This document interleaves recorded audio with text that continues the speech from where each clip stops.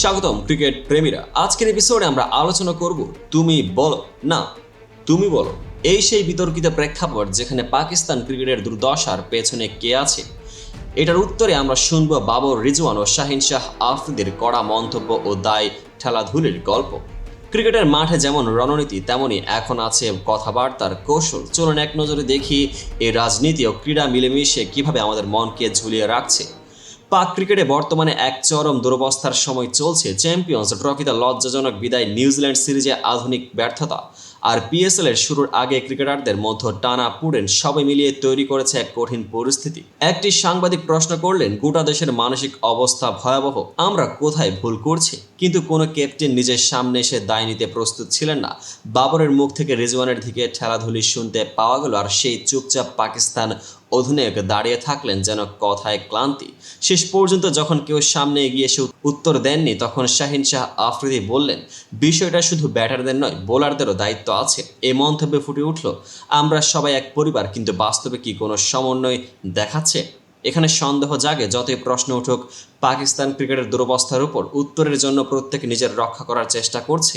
বাবর যখন রিজওয়ানের সামনে ঠেলাধুলি করেন, তখন স্পষ্ট ছিল যে ক্রিকেট দলের প্রত্যন্ত নেতারা নিজেদের দুর্বলতার জন্য সরাসরি দায় নিতে চাইছেন না। তুলনামূলকভাবে দেখা যায় অনেক দেশের ক্যাপ্টেনরা আত্মসমালোচনায় এগিয়ে আসেন, কিন্তু এখানকার ক্রিকেটাররা নানা অজানা পেছনের জটিলতা ও বিশ্বাসঘাতকের মতে আচরণ প্রদর্শন করছেন। কৌশলগত বিশ্লেষণে বলাই যায়, ভালো পিচে 200 রান তোলার পাশাপাশি আমাদের প্রত্যেকে নিজের পারফরমেন্স ও দলগত সমন্বয়ের দিকে লক্ষ্য রাখতে হবে, কারণ সর্বোপরি ব্যাট এবং বল দুইটারই কাজ আছে। আর দাবির মতো পরিবার বোধে কোনো শপথ এখনো রাখতে দেখা যায় না। এবার চলুন দেখি তুলনামূলক দৃষ্টিতে অন্যান্য টুর্নামেন্টে যেখানে নেতারা নিজেদের ভুল স্বীকার করে ওঠেন, পাকিস্তানের অধিনায়কদের মধ্যে দেখাচ্ছে এক ধরনের আত্মরক্ষা ও অস্পষ্টতা। একদিকে বাবরের মুখ থেকে রিজওয়ানের দিকে ঠেলাধুলি, আবার অন্যদিকে শাহিন আফ্রিদির শিকার। আমাদের পরিবারের প্রত্যেকের দায়িত্ব আছে, কিন্তু কাজে কি ঐক্য দেখা যাচ্ছে?